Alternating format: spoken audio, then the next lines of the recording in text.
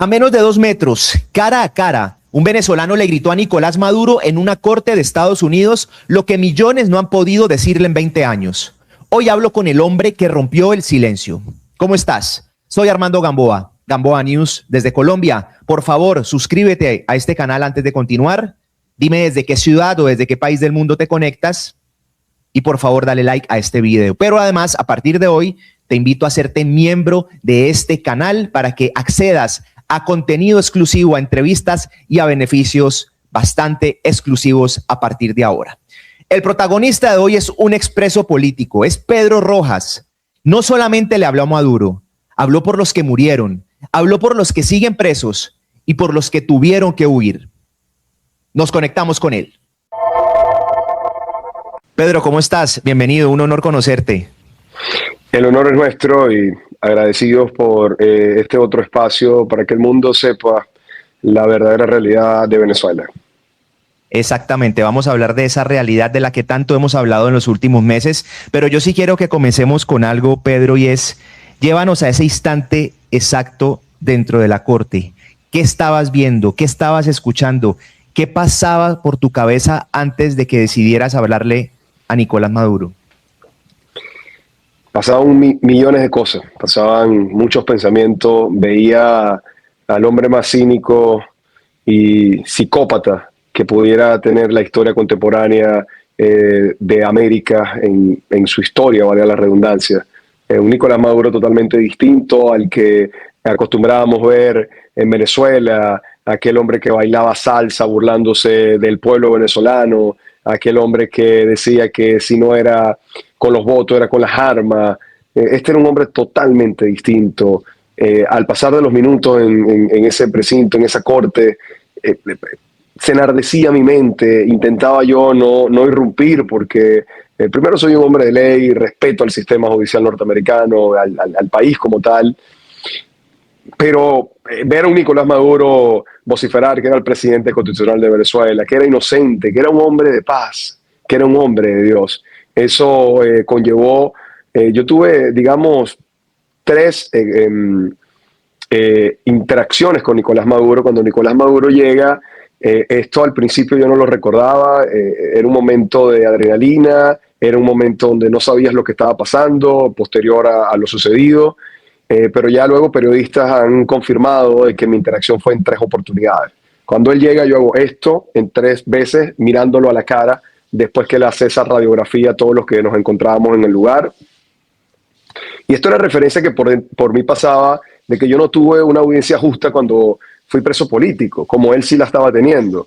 Pero por dentro yo estaba iniciando a tener una paz infinita en ver de que nuestro verdugo estaba comenzando a pagar y estaba comenzando a pagar con un sistema de derecho justo, con todas las bondades de una justicia robusta y un juez con mucho conocimiento que le dejó saber que él estaba ahí para que él tuviera un juicio justo.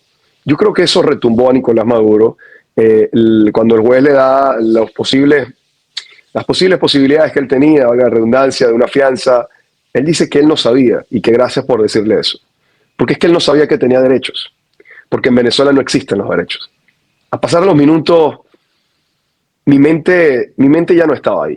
Mi mente pensaba muchas cosas, intentaba controlar y pedirle a Dios sabiduría, no salirme de los protocolos, no faltarle el respeto a este país, pero no me pude contener al minuto 32, cuando eran las 2:32, un minuto después que había terminado la sesión y se le había dado la próxima corte para marzo 17, en ese preciso momento que yo procedo a levantarme inmediatamente cuando a él lo están volteando y ya nos vemos de frente, de cara a cara, a menos de 1,5 metros o 2 metros. Eran solamente 2 sillas las que nos separaban, 2 filas, ¿ok? Mis palabras fueron: eres un criminal y vas a pagar en el nombre del pueblo de Venezuela. Esto se lo vuelvo a repetir en vista de que él comienza a hablar y le vuelvo a decir: eres un criminal y vas a pagar en el nombre del pueblo de Venezuela. ¿No? Acto seguido, Maduro en su juego estúpido, en su juego, en su teatro que estaba queriendo armar y ese papel que quería jugar del hombre de paz, dice que él es inocente, es un hombre de paz, es prisionero de guerra y es presidente de la República Bolivariana de Venezuela, y termina con una lapidaria frase: yo soy un hombre de Dios. Ya los Marshall estaban pidiéndome mis documentos, exigiéndome que basta, que ya no continuara, pero yo no me pude contener allí. La verdad es que solo le pedí a Dios que fuera lo que Él quisiera. Y mi expresión fue muy genuina: yo sí soy un hombre de Dios, de una manera muy enérgica. Quizá los medios internacionales retractan ese momento donde un venezolano, un humilde venezolano, uno más de los venezolanos, que Dios me dio la oportunidad de ser yo quien estuviese ahí, haya tenido la valentía de levantarme en nombre de los que no pueden hacerlo hoy porque no están en el plano terrenal, o por los que están secuestrados por parte de su régimen. La verdad es que el cinismo de Nicolás Maduro Moro ha ido a otros niveles. Lo que pudimos evidenciar en esa corte, sabemos que es el inicio del fin. Es el inicio del fin para Venezuela, para esta historia muy negra para mi país, de igual forma para Latinoamérica. Así lo entendió esta administración y asumió esa extracción, porque esa es la palabra correcta, jurídicamente hablando, fue una extracción derivada de delitos internacionales. La Organización de Naciones Unidas ha emitido de que también Maduro debe de pagar por delitos de lesa humanidad. Y es que, por ejemplo, cuando a un civil se enjuicia en un tribunal militar, estás violando los derechos humanos de esa persona. Y así sucesivamente las atrocidades que han podido suceder en mi país. Pedro, entonces fueron esos momentos, cuando lo hiciste así, que me imagino que es a la entrada, creo que me lo dijiste, y cuando ya él va a salir, pero ¿a ti te logran sacar de ese espacio o simplemente te dicen que seas prudente ya? Fue un momento muy raro. Disculpa, antes de ese hubo una palabra que yo, en pleno juicio, eso sí fue en pleno juicio, que digo jamás. Y es porque él decía que era presidente constitucional de Venezuela. Yo dije jamás. En ese momento me hacen una advertencia, el Marshall, el responsable de la sala, del orden, que de impartir el orden en dicha sala. Yo me quedo tranquilo hasta el otro minuto, que posterior sí me sacan a un lugar al lado de dicha corte, de dicho salón de la corte. Nada, me quitan mi identificación, todo un proceso. Pedí disculpas y que no me pude contener, era la realidad. Entiendo por otras personas, que periodistas internacionales que estaban allí, que algunos me han podido decir cuando hemos estado con ellos, que es que unos agentes de la DEA procedieron a ayudarme a salir del precinto. Yo la verdad no me di cuenta de eso, no, ya mi mente, mira, yo no sabía exactamente cuando salí. Claro. Yo cuando salí, yo no sabía qué le había dicho exactamente, cuántas veces lo repetí. Yo no recordaba que yo había puesto mi dedo así. Ya luego cuando te lo cuentan y estás en frío, recuerdas que sí. Pero en el momento no. Yo sí recuerdo ver es un Maduro que en todos los 31 minutos no se había salido de su parapeto de circo que estaba queriendo hacer allí. Pero en ese momento sí comenzó a ser un Maduro enérgico. Y es lo que impresiona y detiene a toda la prensa mundial en el lugar. Ellos no entendían, porque la mayoría hablan inglés, y no entendían qué le dije yo y qué me decía Nicolás Maduro a mí. Pero fueron los periodistas latinoamericanos o de habla hispana los que pudieron explicarle a estos periodistas cuál fue el tuteo, cuál fue la interacción que tuve con Nicolás Maduro Moro. Bueno, y a partir de allí lo que ya el mundo sabe, lo que el mundo conoce y lo que la información ha ido rodando en este momento. Pedro, antes de ser preso político, ¿conocías a Nicolás Maduro? ¿Ya habías tenido interacción en algún momento con él? La verdad es que no. Yo conocí a otro movimiento, quizás a su hijo en el momento sí, y otros dentro del movimiento. Pero a Nicolás Maduro Moro como tal no es algo que yo recuerde.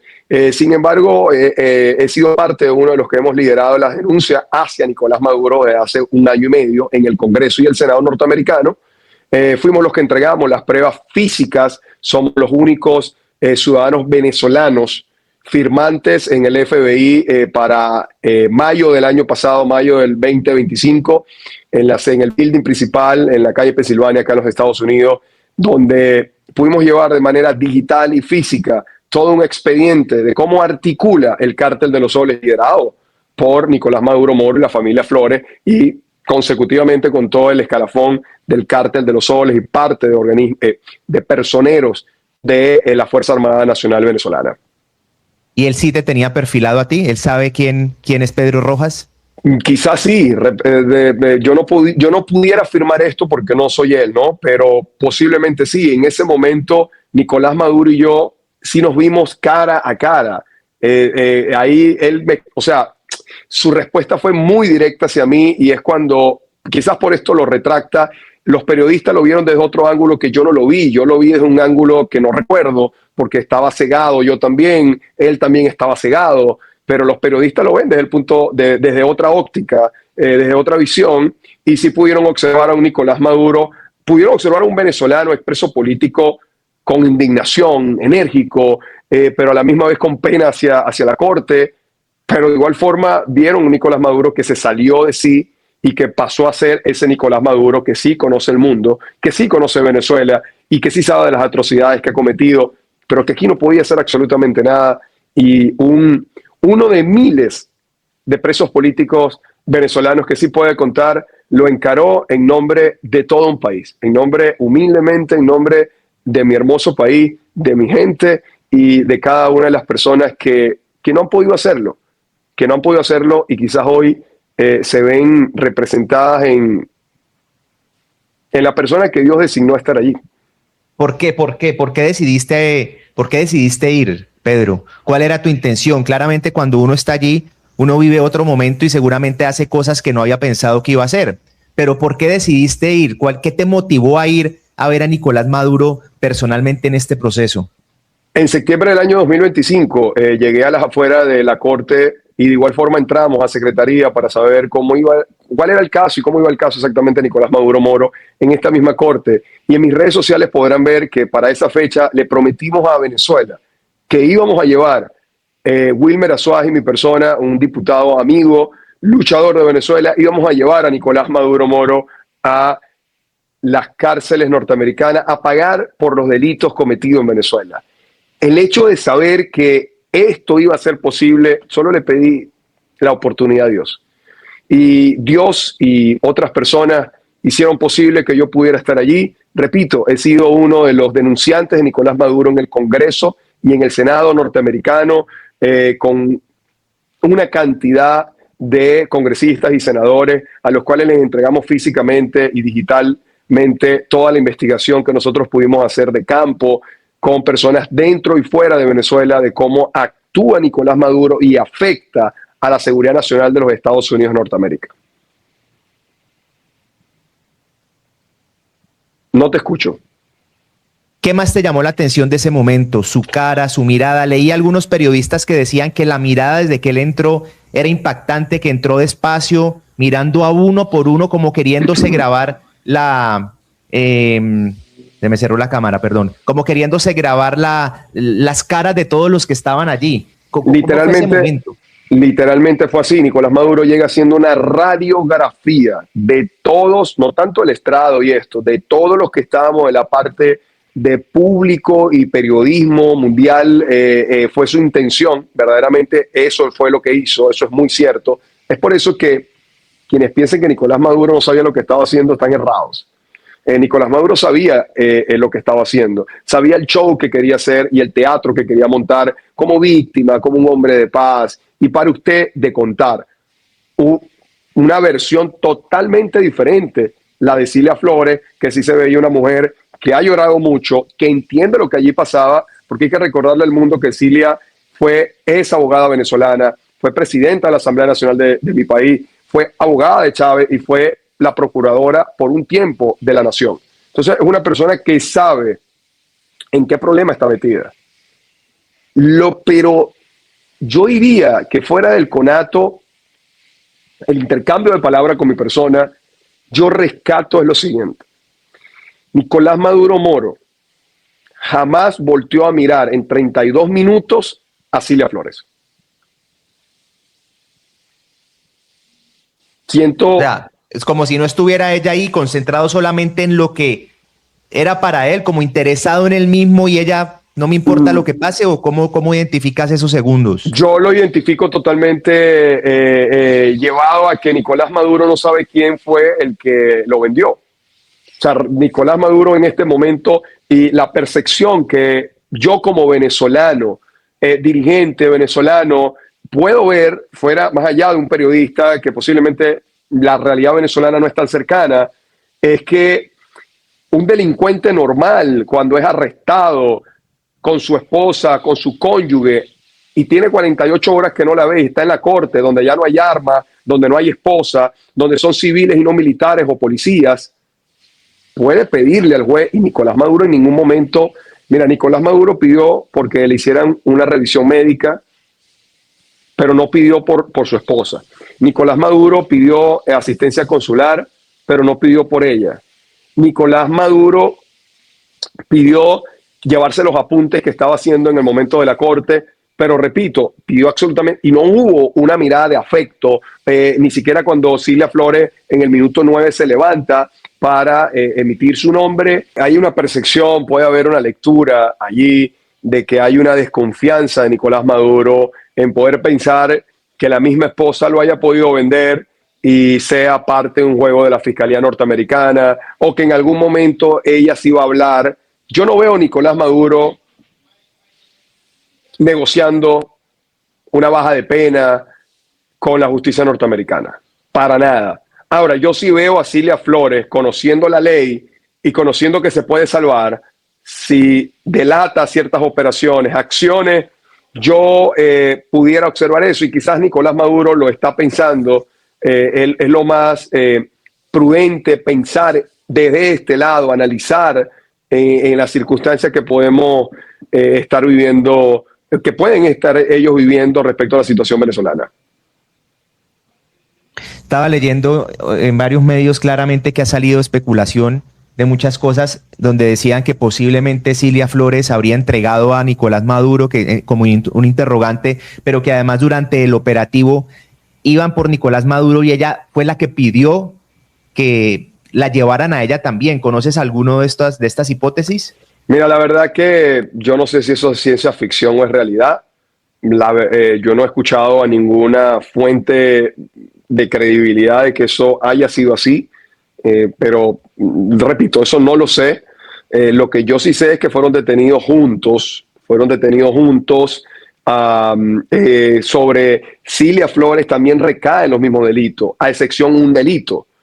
A Nicolás Maduro Guerra, su hijo, también tiene los delitos de narcotráfico, excepción 1, de igual forma. Lo que trato de decir es que Nicolás Maduro sabe muy bien que lo vendieron. En su cabeza el problema es saber quién lo vendió, en qué momento lo vendieron. Y el mismo Estado ha reconocido que han fallecido, el Estado cubano, que han fallecido no sé cuántos agentes cubanos militares que resguardaban a Nicolás Maduro. Porque ya con esto convalidamos que el primer anillo de Maduro no era venezolano. El anillo de esto eran completamente tipos del régimen cubano que a partir de ahora entiendo por un reciente tuit del presidente Trump que ha exigido que cesen las relaciones, con China, Rusia, Irán y Cuba. Ni siquiera vi el tema de Nicaragua, pero vi estos 4 países. El giro de la política venezolana, de la transición ha cambiado. Venezuela ha iniciado formalmente una transición, querramos o no querramos verla. ¿Cuánto va a durar este periodo? No lo sé, pero estoy seguro que el resultado va a ser un proceso electoral con un país en calma, con un país controlado, y desde ese punto de vista sentimos que hay una gran posibilidad de que nosotros los venezolanos volvamos a nuestro país a reconstruirlo, a abrazarnos, sin importar el color político, que esto quede como una historia, la historia más negra de Venezuela, pero quede como eso. Temprano, eran personas que me decían, fuiste la expresión de todo un país. Yo le digo, no sé, fue Dios, porque ¿cómo iba a saber yo que iba a poder entrar donde nada más habían 20 personas? Solo estábamos 3 venezolanos. Era muy difícil que tú pudieras pensar un día antes que ibas a ser parte de este momento histórico donde el dictador, el criminal, el genocida que mató, que acribilló, que sacó a 9 millones de venezolanos, que tiene a 30 millones dentro del país en zozobra, en un